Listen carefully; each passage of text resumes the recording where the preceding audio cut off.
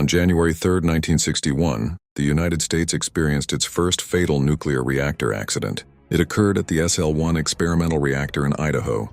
The reactor was offline for maintenance. Power output was expected to be zero. At 9:01 p.m., the core went prompt critical. A nuclear surge occurred almost instantly. 3 Army specialists were inside the reactor building. None survived. The official investigation concluded that a central control rod was withdrawn too far. This single motion triggered the reaction. But the measured displacement exceeded normal operating limits, and the force required conflicted with known procedures. One technician was impaled by the rod itself.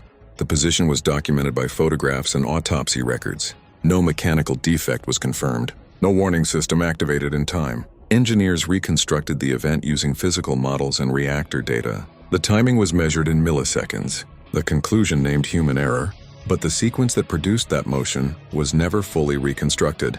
Every variable was logged. One action remains uncertain.